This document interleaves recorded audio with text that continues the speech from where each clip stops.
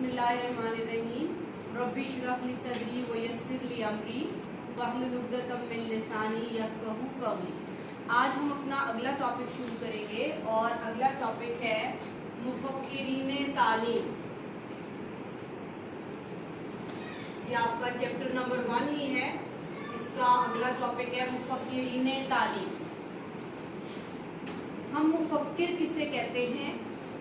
कोई भी ऐसा फर्द में इंसान, कोई भी ऐसा फर्द जो एक ख़ास नुक्ता नज़र रखता हो किसी भी मामले में, चाहे वो तालीम का मामला है, चाहे वो मज़हब का मामला है, वो कोई सियासी नज़रिया है, वो कोई साइकोलॉजिकल नज़रिया है।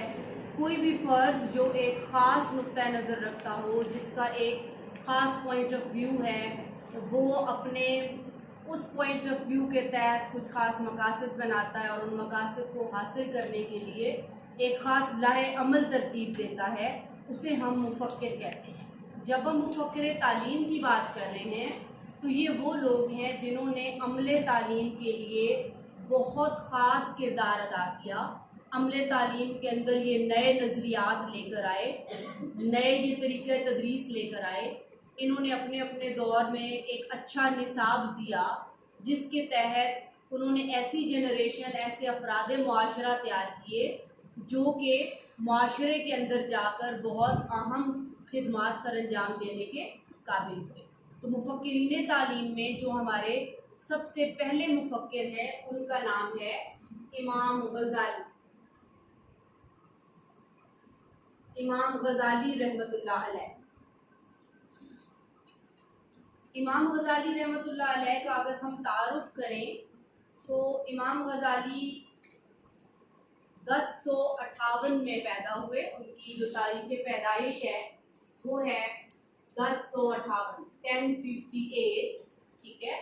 और इनकी तारीख़ पैदाइश है 1111। 1058 में ये पैदा हुए और 1111 ईस्वी में इनकी वफ़ात हुई। इमाम गज़ाली रहमतुल्लाह अलैह के बारे में मुख्तलिफ रिवायात हैं।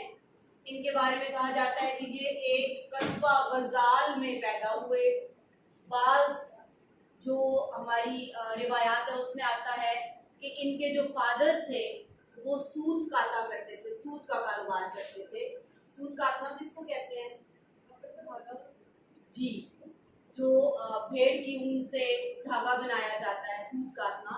तो इस वजह से इनको गज़ाल कहा जाता है। ताहम उनके नाम के साथ जो अल गज़ाली है वो इन दो वजूहात की बिना पे लगा, ये बात रिवायात बताती है। हमारे लिए ज़्यादा अहम ये है कि अल गज़ाली रहमतुल्लाह अलैह जो थे वो अपने दौर के एक बहुत बड़े मुदर्रिस थे। मुदर्रिस मतलब मुअल्लिम, ठीक है, जिन्होंने लोगों को तालीम दी। और वो एक बहुत बड़े मुसन्निफ थे। मुसन्निफ का क्या मतलब है? राइटर है, जो किताबें लिखता है, ठीक है। इनकी दो किताबें बहुत मशहूर हैं। इनको आप कहते हैं तसनीफात। तसनीफ की जमा है। आपकी जो दो तसनीफात बहुत मशहूर हैं उनमें पहली है कीमियाए सआदत, कीमियाए सआदत, और दूसरी है एहयाए उलूमुद्दीन, एहयाए उलूमुद्दीन। ये दो वो किताबें हैं जिनकी वजह से इमाम गज़ाली रहमतुल्लाह अलैह को बहुत ज़्यादा शोहरत मिली और अब तक हमारे बहुत सारे तालीमी इदारों में ये दोनों किताबें पढ़ाई जाती हैं। कीमियाए सआदत, इसके नाम से ज़ाहिर है ये किस हवाले से होगा कि हम कीमिया कहते हैं नुस्खा को, नुस्खा, सादत हासिल करने का नुस्खा। सादत क्या होती है? अल्लाह के कुर्बत। इन्होंने इस किताब में लिखा कि हम अल्लाह ताला की कुर्बत हासिल किस तरीके से कर सकते हैं, क्या मेथड होगा कि हम अल्लाह रब्बुल इज़्ज़त के करीब हो जाएं, हम उसकी रज़ा हासिल कर लें, हम उसकी खुशनुदी हासिल कर लें। आयाए उलूमुद्दीन, आया कहते हैं किसी भी चीज़ के नया हो जाने को, ठीक है। उलूम इल्म की जमा है और दीन आपका जो मज़हब है, ठीक है। मज़हब के इल्म को दोबारा जिंदा करना। अल गज़ाली के दौर में बहुत सारी ऐसी मज़हब के अंदर लोगों ने इख्तरात कर ली थी, या आप समझ लें कि नई बातें जिन्हें हम बिदात कहते हैं, वो निकाल ली थी कि जिसका बिल्कुल ताल्लुक दीन से नहीं था। तो अल-गज़ाली ने इसके ऊपर काम किया कि हम अपने दीन को दोबारा से, असल दीन जो है, जो रियल अहकामात है इस्लाम के, उनको हम जिंदा करें, और वो उन्होंने एक किताब इस तरह से बनाई। ठीक है, अल-गज़ाली रहमतुल्लाह अलैह या बाकी किसी भी मुफक्किर को हम दो तरह से पढ़ेंगे। सबसे पहले हम उनकी जो फलसफियाना नजरियात हैं हम वो पढ़ेंगे, और फिर हम उनके तालीमी नजरियात पढ़ेंगे। अगर आपको याद हो, हमने फर्स्ट ईयर में फलसफा के हवाले से पढ़ा था। फलसफा में हम तीन चीज़ें हर मुफक्किर के बारे में पढ़ेंगे। पहली चीज़ ये कि उस मुफक्किर का तस्वुर हकीकत क्या है। रिमेंबर, हकीकत, दुनिया में तीन बड़ी हकीकतें हैं, अल्लाह ताला, इंसान और कायनात। ठीक है, अल्लाह ताला, इंसान और कायनात। तो हम ये देखेंगे कि अल-गज़ाली का क्या तस्वुर था इन तीनों चीज़ों के बारे में। फिर हमने फलसफा में बात की थी तस्वुर इल्म की। हम देखेंगे कि अल-गज़ाली किस किस्म के इल्म को दुरुस्त इल्म करार देते हैं, कौन सा जो उनका नज़रिया है वो इल्म के बारे में है। और तीसरी चीज़ हम उनके बारे में पढ़ेंगे तस्वुर कदर। कदर मीन वैल्यू, कौन सी चीज़ को आप अहमियत देते हैं। तो अल-गज़ाली मुआशरे में किस चीज़ को अहमियत देते थे। जब हम किसी मुफक्किर का तालीमी नज़रिया पढ़ेंगे तो उसमें हमने क्या पढ़ना है, ये तो पहली बात हो गई। और ये दूसरी, तालीमी नज़रिए में जब हम पढ़ेंगे तो हम पढ़ेंगे उसके मकासद तालीम क्या हैं। अल-गज़ाली ने कौन कौन से मकासद तालीम बनाए, उन्होंने इन मकासद को हासिल करने के लिए निसाब क्या बनाया, नफ्स मज़मून क्या तरतीब दिया, उन्होंने कौन से तरीके तदरीस इख्तियार किए कि वो लोगों को ये नफ्स मज़मून पहुँचाकर मकासद तालीम हासिल कर ले। अल-गज़ाली का जो नज़रिया जज़ा व सज़ा है, जज़ा व सज़ा से मुराद उनका जो डिसिप्लिन का नज़रिया है वो क्या है। और इसके बाद हमने देखना है कि अल-गज़ाली मुअल्लिम और मुतअल्लिम के बारे में क्या नज़रियात रखते थे। यानी उनके नज़दीक एक मुअल्लिम कैसा होना चाहिए और एक मुतअल्लिम कैसा होना चाहिए। इन दोनों टर्म से तो आप वाकिफ है ना। मुअल्लिम का मतलब उस्ताद और मुतअल्लिम का मतलब शागिर्द। ठीक है, तो आज हम सबसे पहले देख लेते हैं इनका तस्वुर हकीकत। अल-गज़ाली के नज़दीक अल्लाह ताला वाहिद कादिर मुतलक है, जिस तक रसाई सिर्फ इल्म के जरिए मुमकिन है।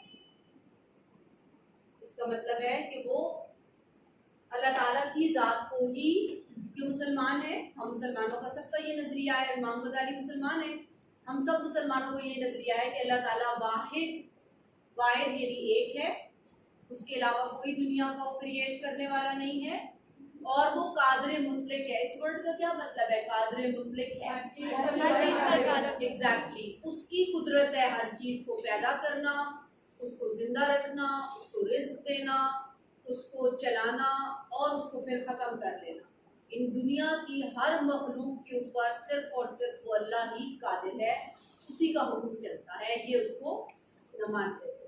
और फिर फरमाया कि जो हम अल्लाह तक पहुंचना चाहते हैं अगर, तो हमारे पास जरिया क्या है, सिर्फ इल्म हमारे पास जरिया है जिससे हम अल्लाह ताला की ज़ात तक पहुंच सकते हैं। ये तो एक हकीकत की बात कर ली उन्होंने। ठीक है, अब दूसरी हकीकत है कायनात। तो इसके बारे में गज़ाली क्या कहते हैं, कायनात अल्लाह के ताबे है।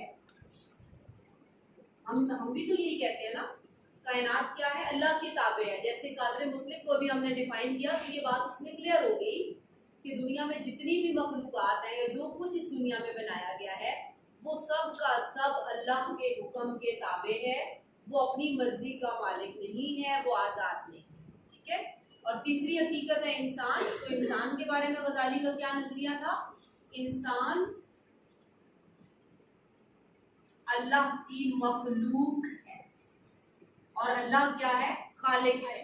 मखलूक होने से बिल्कुल वाज़ेह हो जाता है कि हमें क्योंकि अल्लाह ने बनाया है, लिहाजा हम उसी को जवाब देंगे। हम अल्लाह ताला के हुक्म के पाबंद हैं, हम अल्लाह के हुक्म के पाबंद हैं और हम उसी को जवाब दें। तो ये जो तीनों हकीकतें हैं दुनिया की, अल्लाह ताला, हकीकत असलिया, इंसान और कायनात, हकीकत ज़ाहिरिया, इनके बारे में इमाम गजाली का जो तसव्वुर था वो ये था। यहाँ तक क्लियर होगी बात? अब हम देखते हैं कि अल गजाली का जो इल्म का तसव्वुर है वो क्या था। जो गजाली का तसव्वुर इल्म है वो क्या है?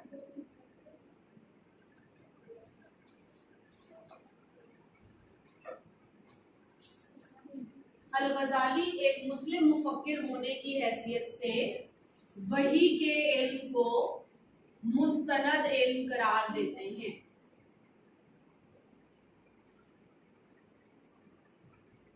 लेकिन इसका मतलब ये नहीं कि बाकी जरियों से हासिल करदा इल्म को अल गजाली नहीं मानते। इसके अलावा, वही के अलावा हमारे पास हवासे खमसा इल्म का जरिया है, तजर्बा है, अक्ल है, इल्हाम है, वजदान है, रिवायत, असनाद व रिवायात हैं। ठीक है, तो इन तमाम जरिया इल्म को अल गजाली मानते हैं।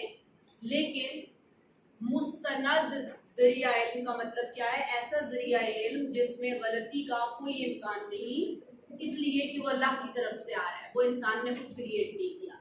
जब इंसान इल्म क्रिएट करता है तो वो इम्कानी इल्म होता है। इम्कानी का मतलब उसमें गलती का इम्कान हो सकता है, उसमें गलती की गुंजाइश हो सकती है और उसमें मजीद बेहतरी, मजीद इम्प्रूवमेंट भी हो सकती है। लेकिन जब अल्लाह की तरफ से कोई इल्म आता है तो वो मुकम्मल होता है, वो मुस्तनद होता है, उसमें गलती की कोई गुंजाइश नहीं होती। तो हम फिर इंसान जितने जरियों से इल्म इकट्ठा करते हैं, हम इस्लामिक मुफक्किरीन के मुताबिक उस इल्म को वही के इल्म के साथ मैच करना होता है। ये बात हमने बहुत डिस्कस की है फर्स्ट ईयर में कि जब भी हम किसी तरह का इल्म इकट्ठा करेंगे, कोई नया तजर्बा करेंगे, कोई नई तहकीक करेंगे, उसके जो रिजल्ट्स आएंगे उनको हमने कुरान और हदीस के फिल्टर से गुजारना है। अगर तो वो दुरुस्त है तो इट मीन्स हम उस इल्म पे अमल कर सकते हैं, वो हम अपने बच्चे को पढ़ा सकते हैं। तो अल गजाली ने भी बाकी उलूम के जो ज़राए हैं उनको झुटलाया नहीं है, बल्कि मुस्तनद तरीन जो जरिया है वो वही करार दिया। ठीक है, अब अगर हम इनका तसव्वुर कदर देखें तो वो क्या है?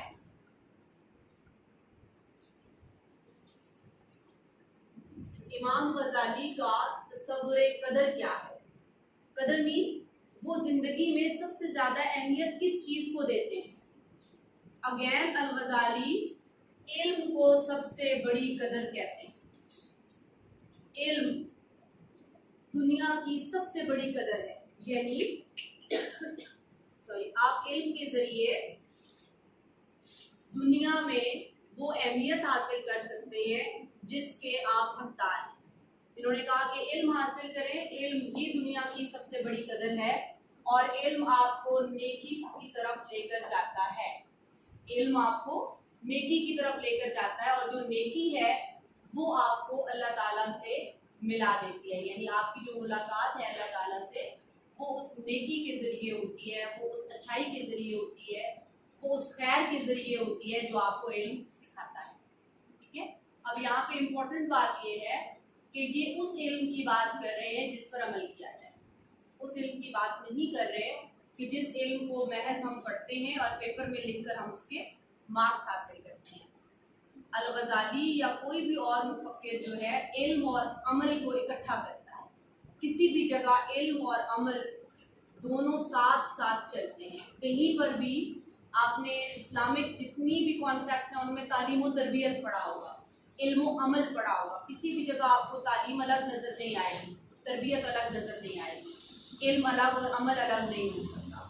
लिहाजा वो इल्म जो हम हासिल करते हैं, आज हमें बहुत सारी बातें पता है, यानी इल्म तो हमें है बहुत सारी बातें, लेकिन हम क्योंकि उन पर अमल नहीं कर रहे, तो फिर ये जो गजाली कहते हैं कि ये इल्म के ज़रिए आप नेकी तक पहुंच सकते हैं और नेकी आपको आपके रब से मिला सकती है। तो हमारे जहनों में ये सवाल आता है कैसे, हम क्यों नहीं ये लेवल ऑफ ब्यूटी हासिल कर पा रहे, हम अल्लाह ताला के करीब कैसे नहीं जा पा रहे? तो उसकी रीज़न ये है कि सिर्फ अकेला इल्म कुछ नहीं कर सकता, जब तक कि उस इल्म पर अमल ना किया जाए।